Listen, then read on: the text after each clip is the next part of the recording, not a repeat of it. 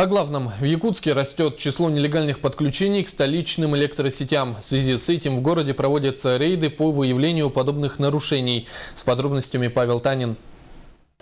В эти дни объектом внимания контролеров энергосбыта прежде всего стали киоски, где ранее было зафиксировано нелегальное подключение. Так, совместно с сотрудниками городской полиции было посещено 13 торговых точек. Общая сумма ущерба городским сетям от которых составила порядка 4,5 миллионов рублей. Это чуть меньше 20% от общей задолженности нелегалов.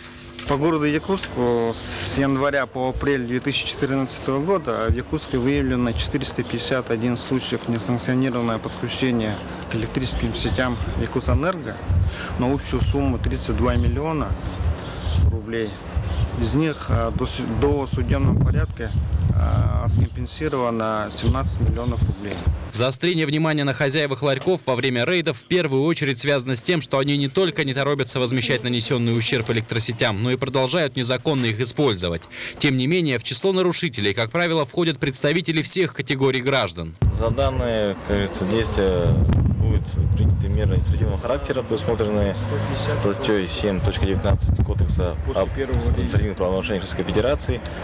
То есть будут наложены основные санкции в виде штрафа. Для физлиц штрафы колеблются в районе 3-4 тысяч рублей. Должностные лица за нарушение обязаны выложить от 6 до 8. Штрафы для юридических лиц исчисляются в десятках тысяч рублей, от 60 до 80. И это все без учета возмещения похищенного. Кроме того, не секрет, что нелегальное подключение несет в себе ущерб не только финансовый. Незаконное подключение провоцирует падение напряжения, перепады.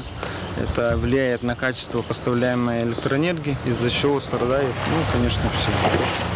Самое страшное следствие воровства электроэнергии – это пожар или электротравма. Даже самих нарушителей и окружающих людей, которые могут попасть под напряжение. Отсюда вывод, что нелегально подключаясь к электросетям, человек в любом случае рано или поздно попадется, и ему придется возместить ущерб. Так что лучше легально подключить свою квартиру, дом или магазин к электричеству и быть спокойным за свою жизнь и жизнь окружающих. Павел Танин, Василий Соловьев. Новости столицы.